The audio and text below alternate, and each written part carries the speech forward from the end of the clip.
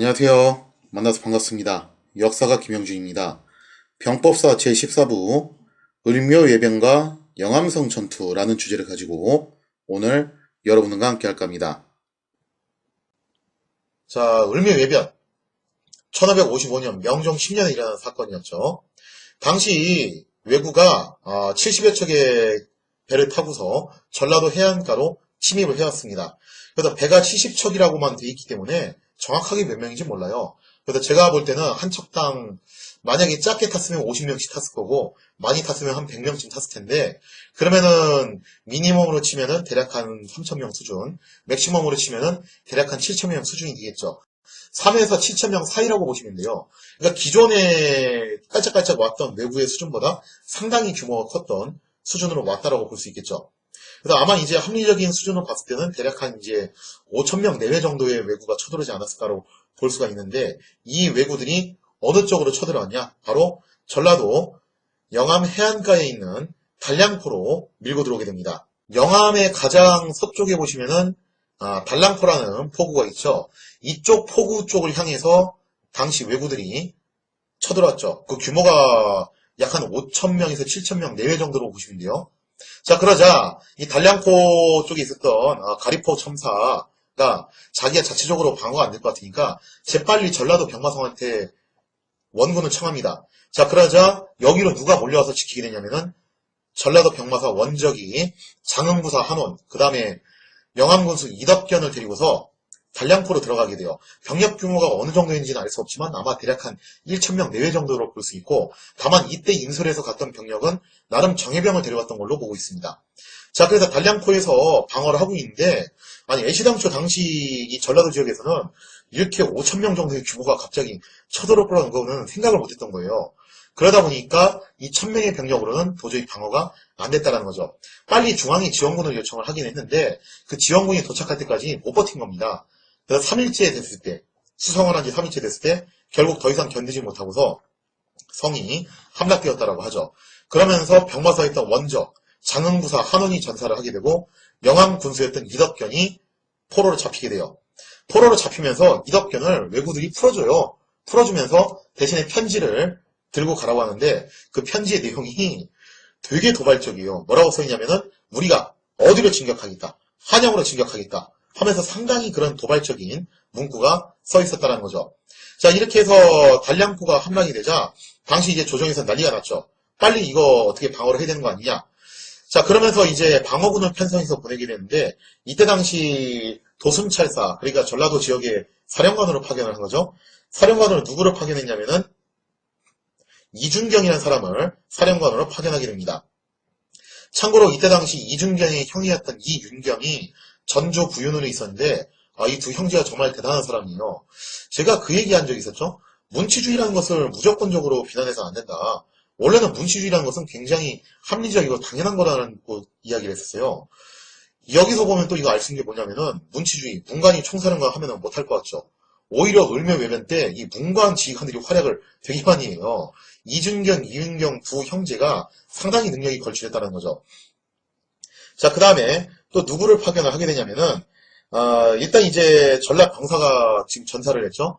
그래서 급한 대로 누구로 불러오냐면은 원래 이제 경상 좌병사였었던 조한국을 전라도 병사로 파견을 합니다. 그 다음에 남치근과 김경석을 각기 좌우 방어사로 임명을 해가지고 또 파견을 한다는 거죠.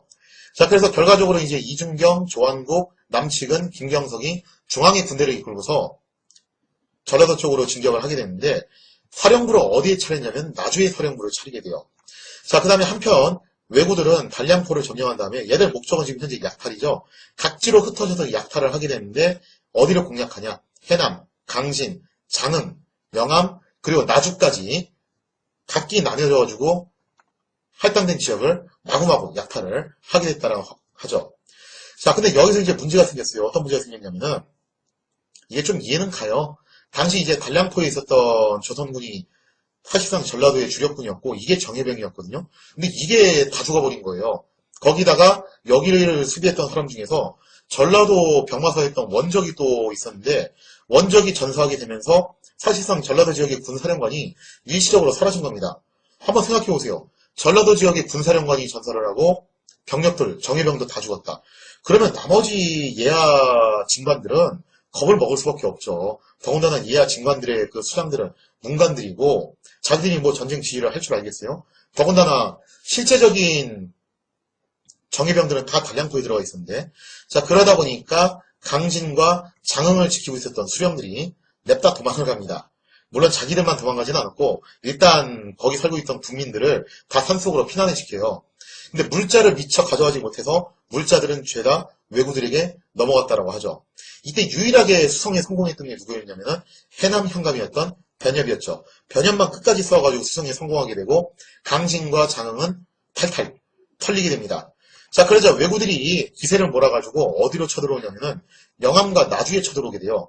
그리고 이맘때쯤 해서는 나주 쪽에 이준경, 조한국, 남측은이 각기 병력을 이끌고 주둔을 하게 됩니다. 나주에는 이제 이준경이 주둔을 하게 되고 같은 나주 안에 있는 영산진에는 조한국이, 그리고 남평연에는 남측은이 주둔을 하면서 나주에서 방비태세를 갖춰 나갔다고 하죠.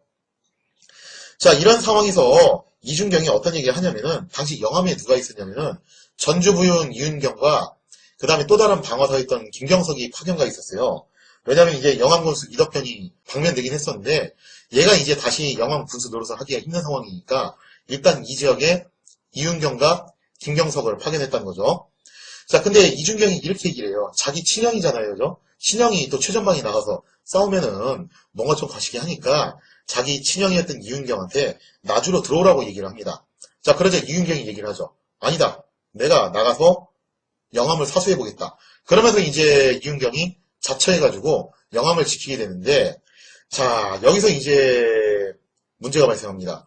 왜구들이 영암으로 쳐들어오는데 막상 전문 무관이었던 방어사 김경석이 겁을 먹고 나가서 안 싸우려고 그래요. 그러면서 이제 성 안에 틀어박혀가지고 성 바깥이 약탈을 당하고 있는데도 불구하고 그걸 수수방관하면서 지켜보기만 했다라고 하죠. 당시 영암에 주둔하고 있던 병력이 무려 3,000명이었어요. 해볼만한 상황이었거든요. 자, 그런데도 불구하고 안 싸우려고 하니까 이윤경이 답답해가지고 막 얘기를 합니다. 나가서 싸웁시다. 자, 그래서 서로 이제 옥신각신을 하게 되는데 관련된 사료를 한번 같이 보도록 하겠습니다. 자, 보시는 사료는 명종실록에 나와 있는 내용인데요. 한번 읽어볼게요. 당초에 전주 부윤 이윤경이 영암에 진치고 머무르면서 나가 싸우기를 청하여도 김경석이 오히려 듣지 않다가 군교들이 만일 군사가 패하게 되면 혼자 죄를 받아야 한다고까지 말을 하며 제삼 간청하자 김경석이 할 수 없이 나가 싸우라고 허락하기만 하고 자신은 오히려 성 안에 남아서 군사를 거느리고 따라 나서지 않았다. 장사들이 이윤경이 지시를 받고 분기하고 원망하며 결전하여 적의 머리 100여급을 베자 남은 적들이 분량과 재물을 버리고 도주하였다. 김경석이 겁을 먹고 나가서 안 싸우려고 하는 거예요. 아마 김경석은 그렇게 생각한 것 같아요. 이미 전라도의 핵심 주력부는 다 전멸을 당한 상황이고 지금 왜구들이 저렇게 약탈하면서 분탕질 치고 있는데 내가 굳이 무리해서 성 밖으로 나가서 싸우느니 그냥 차라리 약탈 다 끝나면 쟤들 돌아가지 않겠냐. 그냥 영암을 지키는 그런 이제 상당히 수세적인 작전으로 나가는 게 낫지 않겠냐라고 하면서 그런 생각을 했던 것 같아요. 자, 그러자 이윤경이 이걸 보고서 답답한 거죠. 아니, 지금 성 밖에 저렇게 약탈을 당하고 있는데 지금 당신이 군사 지휘관으로 와서 이렇게 수소문과 하는 게 옳은 행동이냐. 나가서 싸우자라고 하는 거예요. 자, 그러자 이제 김경석이 계속 이걸 거부를 했더니 나중에 이윤경 밑에 있었던 전주에서 따라왔던 병사들이 들고 일어난 거예요. 그래서 무슨 얘기까지 했냐면은 이대로 이렇게 성 밖에 약탈하도록 내버려두게 되면은 나중에 그 책임 당신이 다 져야 될 수도 있다. 우리가 나가서 싸울 테니까 당신은 구경하든지 한번 해봐라. 자, 그렇게까지 이제 나오니까 결국 김경석이 할 수 없이 나가서 싸우라고 하는 거예요. 누구만? 이윤경에게 소속돼 있던 전주에서 차출된 군사들만 나가서 싸우라고 하는 거죠. 자, 그러면서 이제 전주에서 차출된 군사들이 출격을 했는데 이때 당시 초반에 출격했던 병력이 많지 않았어요. 대략 한 15명 정도의 병력이 출격을 했다고 하죠. 아마 짐작컨대 이 15명은 일반 보병들이 아니라 특별히 선발했던 중장 기병으로 추정이 됩니다. 이 중장 기병들이 치고 나가니까 사실 뭐 왜구들이 무장 상태가 그렇게 좋지는 않죠. 이 중장 기병들한테 탈탈 털리는 거예요. 그러자 이제 성 안에 있던 병사들이 군기 탱천해가지고 밖으로 출격해서 무려 몇 명을 참살했냐면은 100여 급의 수급을 얻었다라고 하죠. 여기서 좀 이제 알아두셔야 될 게 뭐냐면은 수국 100여 급을 땄다는 것은 100명을 죽였다는 뜻이 아니에요. 정확하게는. 실제로 죽인 숫자는 이거보다 더 많아요. 한 3, 400 죽였는데 그 중에서 머리를 자른 게 100개 정도라고 보시면 됩니다. 왜냐면 수급을 자른다는 건요. 나름의 기준이 있어요. 아무거나 자르는 게 아니라 일단 형체를 알아볼 수 있어야 되고 그 다음에 나름 좀 계급이 있는 그런 애를 자르는 거예요. 그렇기 때문에 아무나 일단 자르는 게 아니고 또 자르는 것도 제한 시간을 둡니다. 마냥 자르는 게 아니라는 거죠. 그래서 이 약간 좀 이제 잔인한 얘기인데 사람 그 목뼈를 통째로 잘라내는 게 되게 힘들어요, 의외로. 그래서 제한 시간 내에 형체를 알아볼 수 있는 머리를 그것도 이제 계급이 좀 있는 것 같은 애들만 골라가지고 자르기 때문에 실제로 100여 급을 자랐다는 것은 전사자는 이거보다 더 많다는 겁니다. 못해도 몇백 명은 죽었다는 얘기고 거기다 부상병까지 합치면은 1000명은 넘게 사상자가 발생했다고 보는 것이 정확하다는 거죠. 즉 이때 당시 조선군이 영암성 밖으로 출격을 해가지고 영암성 밖을 약탈하던 왜구들을 일망타진했다는 거예요. 상당히 큰 타격을 줬다는 거죠. 자, 그럼 이렇게 해서 적군을 격파했으니까 당연히 이제 뭘 해야 됩니까? 전과 확대를 하기 위해서 추격전을 해야 되죠. 과연 그 추격전이 이루어졌는지 한번 살펴보도록 하겠습니다. 자, 한번 사료 내용을 살펴보도록 하겠습니다. 김경석이 성의 동쪽 문루 위에 앉아 날래고 용맹스러운 군사를 뽑아내어 나가 싸우게 한 지 한참 만에 왜적들이 북쪽으로 도망하여 사방으로 흩어지며 덜어는 향교 안으로 들어가자 우리 군사들이 승세를 타고 공격하여 향교 안으로 들어가 적의 머리 104급을 베고 또 북쪽으로 도망하는 왜적을 추격하여 6급을 베었는데 나머지는 모두 도망가 버렸다. 이때 남측은 남평인에 있다가 영암이 포위된 것을 듣고 구원하러 가다가 길에서 왜적을 만나 11급을 베었다. 또 그 이튿날 조한국과 남측은이 영암에 이르렀고 또 그 다음날 왜적들을 추격하였지만 미치지 못했다. 라고 돼 있죠.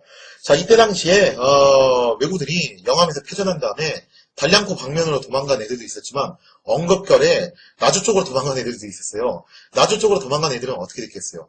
위에서는 남측은과 조한국이 내려오고 있었고 아래에서는 이제 이은경이 추격하고 있었으니까 그 사이에서 어떻게 보면 짜부됐겠죠. 그러면서 그 사이에 있었던 왜구들은 일망타진하는 데 성공을 합니다.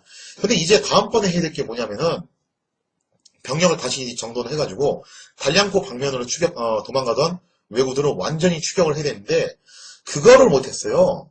근데 이것 때문에 나중에 비판을 굉장히 많이 받았거든요. 실제로 당시 사관이 이와 관련해서 굉장히 이제 강력하게 비판을 했는데 어떤 비판을 가했는가 한번 그 비판한 내용을 사료를 통해서 같이 보도록 하겠습니다. 자, 사신이 뭐라고 비판을 했는지 한번 내용을 살펴볼게요. 사신은 논한다. 왜구들이 감히 멋대로 돌격하게 된 것은 장사들이 두려워 물러나 움츠렸기 때문이다. 그런데 왜구들은 공격하면 무너지고 쫓아가면 도망하여 조그만 군사의 위험을 보여도 도망하여 숨기에 바빴다. 이러므로 영암에서의 승전도 또한 효영군 10여 명이 먼저 싸운 데에서 얻어진 것이다.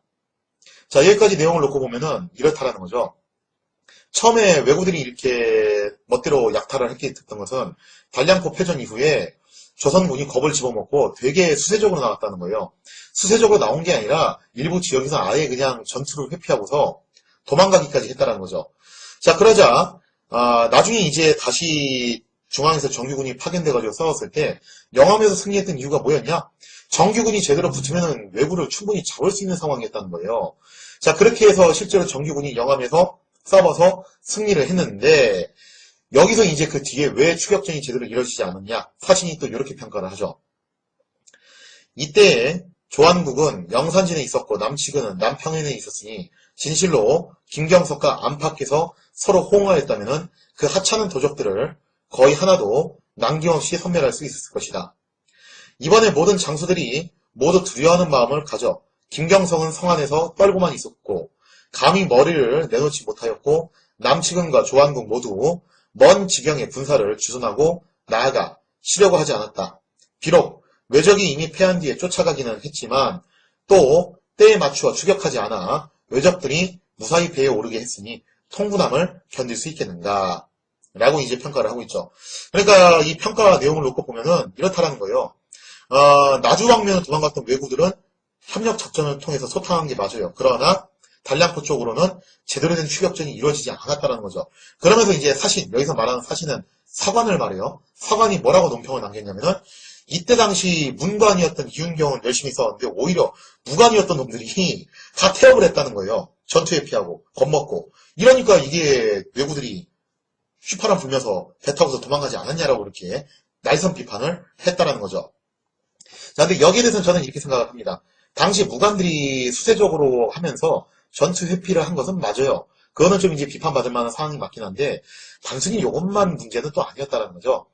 일단 여기서 우리가 이런 생각을 하면 안 되는 게, 외구들이 전혀 피해를 입지 않고 유유히 도망갔다. 그건 아닙니다. 영암 전투에서 분명히 상당한 사상자가 나왔고, 또 이제 해남 공략에서도 실패하고 나주 쪽에서도 이제 또 피해를 입었기 때문에 당시 왜구들도 상당히 피해를 입고 물러난 건 맞아요. 그렇기 때문에 왜구들은 이렇게 계산을 했겠죠. 이 이상 피를 흘려가면서까지 싸울 이유는 없다. 왜냐면 우리는 약탈하는 게 목적이니까. 그래서 왜구들은 작전상 이제 여기서 후퇴할 때가 돼서 후퇴를 했고 또 조선군이 나름대로 군사적으로 막아냈기 때문에 후퇴한 것도 맞기는 하다는 거죠. 다만 여기서 이제 비판받을 수 있는 부분은 추격을 해서 전과 확대를 해야 되는데 왜 그거를 못했냐 이거예요. 더군다나 당시 이준경이 이끌고 왔던 군대는 그냥 어디 허접한 군대가 아니라 중앙에서 이끌고 왔던 정예병들이었어요. 그러니까 그 정예병들을 가지고서 추격을 했으면은 충분히 전과 확대를 할 수가 있었는데 왜 이거 안 했냐라는 거예요. 자, 그래서 여기에 대해서는 저는 두 가지를 생각할 수 있다고 봅니다. 어떻게 두 가지를 생각할 수 있냐? 첫째로 사관이 논평한 대로 당시 무장들이 겁을 집어먹고 전투 회피를 한 그런 결과물일 수도 있다. 또 하나는 뭐냐면은 진관체제의 단점이죠. 그죠? 지금 부대가 이렇게 나눠서 진관의 형태로 지키고 있는데 여기서 추격전을 하려면 다시 또 부대를 재편을 해야 돼요. 추격조를. 이게 좀 생각처럼 쉽게 안 된다는 거예요. 그래서 여기서 이제 나오는 얘기가 뭐냐면은 이렇게 대규모 병력을 방어하기 위해서 그리고 또 반대로 우리가 역공을 가거나 추격전을 하기 위해서라도 어떤 시스템이 필요하다. 재생방역이라는 시스템이 필요하다라는 그런 의견이 나올 법도 하다라는 거죠. 자, 이상의 내용을 토대로 을묘외변 당시의 조선의 군사적 상황을 살펴봤습니다. 자, 당시 조선의 군사적 상황을 놓고 보면은 크게 몇 가지를 알 수 있는데 먼저 첫 번째, 정예병과 일반병의 전투력 차이가 굉장히 컸다. 이거 알 수 있죠. 왜냐하면 단량포에 있었던 전라도의 정예군이 전보를 당하자 나머지 이제 일반병들은 싸우러 엄두를 못 내는 거예요. 즉 제가 예전에 설명드린 대로 양인기병 지역 붕괴되면서 그래도 정예병들은 어느 정도 전투력이 유지가 됐지만 일반병들은 특히 보병들의 경우에는 사실상 사역부대화 됐다는 것을 우리가 여기서 또 확인을 할 수가 있습니다. 그 다음에 두 번째, 진관체제의 취약점. 지금 이 진관체제의 취약점 중 하나가 뭐냐면은 5,000명 이상의 대규모 병력이 쳐들었을 경우에 각계격파 당할 수 있다는 거예요. 그래서 실제로 이때 당시에 단량포가 함락되자마자 바로 나머지 지역, 강진과 장흥 일대가 연달아 함락이 되죠. 여기 있는 수령들이 겁을 먹고 도망간 것도 있기는 한데 또 그런 것도 있어요. 자신들의 병력 가지고서는 막상 이게 싸우려고 보니까 자신들이 갖고 있는 병력은 정예병도 아니고 숫자도 딸리고 그러다 보니까 도망친 것도 없지 않아 있다는 거죠. 자, 그래서 진관체제의 취약점이 여기서 하나 드러났다는 겁니다. 그 다음에 또 세 번째, 만약에 여기서 이제 정가 확대를 하기 위해서는 추격전을 해야 되는데 사관이 지적한 대로 정가 확대가 일어나지 않았다. 그 이유가 뭐냐라고 했을 때 물론 이제 여기 파견했던 무장들이 좀 약간 졸전을 한 것도 있긴 있어요. 특히 남측인 같은 경우는 임꺽정 토벌에 참여했던 그 유명한 장군인데 가가지고 사실 좋지 못한 모습도 많이 보여줬죠. 그래서 어떤 얘기가 나오냐면은 이런 얘기도 나오는 겁니다. 우리가 좀 공세적으로 추격을 하기 위해서는 추격도 하고 역습을 가기 위해서는 어떤 체제도 필요하다. 병력을 한 군데 모아두는 그런 재생방역도 필요하다는 의견이 나왔다는 겁니다. 실제로 이 을묘외변을 기점으로 이후에 남도 지역에 뭐가 도입이 되냐면 북도 지역에서 시행됐던 재생방역이 도입이 됐다는 거죠. 다만 아쉬운 건 그겁니다. 북도 지역의 재생방역은 정말 잘 만들어진 시스템이었어요. 그래서 재생방역이라는 병법서를 놓고 보면은 되게 그 전략 전술 시스템이 체계적으로 잘 잡혀 있거든요. 그래서 막 초병 운영하는 것부터 시작해서 정찰하는 법, 그 다음에 또 어떤 식으로 이제 교전을 해야 되는 건지 그런 구체적인 내용들이 다 나와 있는데 그거는 뭐 함경도 지역이야 하루가 멀다고 여진족이랑 싸우니까 그런 거고 나머지 남방 지역이나 내륙 지역은 그렇게 실전 경험이 생길 수가 없다는 거예요. 그래서 재생방역이 큰 틀은 도입했는데 정작 그 알맹이 엑기스는 도입이 안 된 거예요. 즉 쉽게 말해서 재생방역이 큰 틀, 병력을 한 군데 모아서 싸운다. 껍데기는 도입했어요. 남방 지역에. 그러나 뭐는 도입이 안 된 거냐면은 실제적인 전술 교범은 제대로 도입이 안 됐다는 거죠. 그래서 류성룡도 그런 얘기를 해요.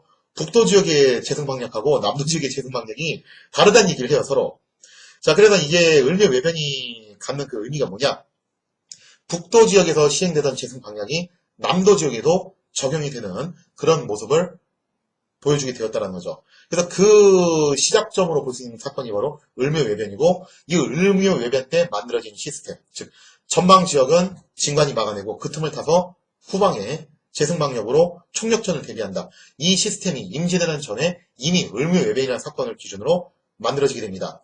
자, 그리고 또 이때 의미 있는 변화가 또 몇 가지 일어나게 되는데요. 당시 이제 도순찰사로 갔던 이중경이 대단한 인물이었어요. 이미 이중경은 2년 전 1553년에 순변사로 여진족 침입 방어를 해본 경험이 있는 사람이에요. 그러니까 문무를 경비했던 명재상이었다는 거죠. 그래서 을묘외변 이후에 어떤 얘기를 하냐면은 적어도 최전방 지역에는 무가 배치가 돼야 된다. 좀 전문 무관이 제대로 배치가 된다는 것을 강력하게 어필을 해요. 그래서 권관 제도를 만들게 되는데 이 권관이라는 것은 종 9품짜리 최하 말단 무관인데 최전방을 수비하는 지휘관입니다. 참고로 이순신도 이 권관에서 시작을 했었죠. 그래서 요즘으로 치자면은 아마 최전방 GOP를 지키는 소대장이나 중대장쯤 된다고 보시면 되겠는데 그런 직급인 권관 제도를 만들게 되고요. 그 다음에 또 이준경이 화포에 관심이 굉장히 많았어요. 그래서 총통을 개량하는 데 있어서 상당히 주력을 했다라고 하죠. 실제로 이 명종 때 개량한 총통과 나중에 선조 제조된 총통이 임진왜란 당시에 조선군이 사용했던 총통이었다고 하죠.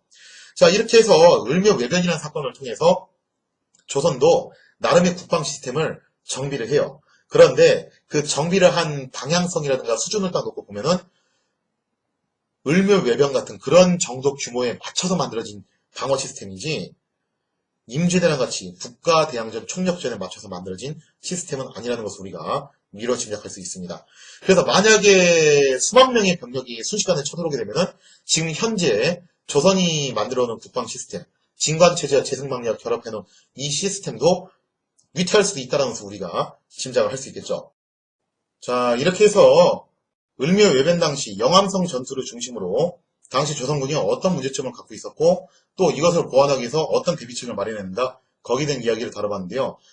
지금까지 계속했던 얘기는 재승방력, 진관체제 다 국방 전략적인 시스템의 이야기고 그럼 구체적인 전술에 대한 이야기도 한번 알아볼 필요가 있겠죠. 마이클 로버츠 교수의 군사혁명론의 첫 번째 시작점 뭐냐면 바로 전장의 핵심이 기병에서 보병으로 전환하고 근력무기에서 활용무기로 바뀌었다. 유럽과 일본은 이런 식으로 변하고 있었는데 과연 조선에서도 그렇게 변하고 있었는가?